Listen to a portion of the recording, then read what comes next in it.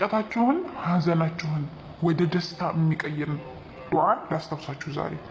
ብዙ ሰው አሁን ላይ በጭንቅ ላይ በሀዘን ላይ በጣም በመከፋት ላይ ይገኛል።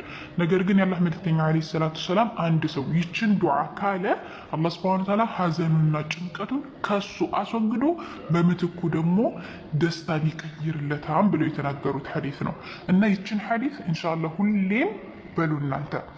የአላህ መልእክተኛ ዓለይሂ ሰላቱ ሰላም ምን ይላሉ? ኢብኑ መስዑድ በዘገቡት ሐዲስ ላይ ማ ቃለ ዐብዱን ቀጡን ኢዛ አሳበሁ ሀሙን ወሐዘኑን፣ አንድ ሰው እኮ በጣም ጭንቀትና ሐዘን ወይም ደግሞ ይሄ መጨናነቅ እኮ አይደርስበትም ወይም ደግሞ ችግር እኮ አይደርስበትም ይችን ካለ አንድ ሰው ምንድን ይችን ዱዓዋ ምንድናት? አላሁመ ኢኒ ዐብዱክ ወብኑ ዐብዲክ እብኑ ዐመቲክ ናሲየቲ ቢየዲክ ማዲን ፊ ሑክሙክ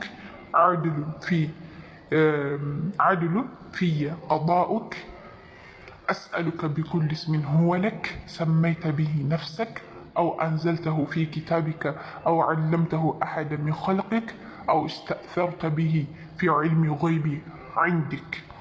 يتشن دعاء قال عند سو إلا بيهون نجي أذهب الله عز وجل كفى لو يلاك الله سبحانه وتعالى كو يبلا يهون جيت الله عز وجل كو ሀመሁ ጭንቀቱን ያስወግድለታል። ወአብደለሁ ይቀይርለታል። መካነ ሁዝኒሂ ፈርሐ በሱ ሀዘን ወይም ደግሞ በጭንቀቱ ምትክ ደስታን ይቀይርለታል ብለው ያላህ መልእክተኛ ዓለይሂ ሰላቱ ሰላም ይናገራሉ። እና ይችን ዱዓ ሁሌ ሲጨንቃችሁ ሲከፋችሁ በሉ ኢንሻአላህ። ያላህ መልእክተኛ ዓለይሂ ሰላቱ ሰላም በዚህ እንደውም አንድ ሰሃባ ያላህ መልእክተኛን ይሄንን ጠይቋቸው ነበረ።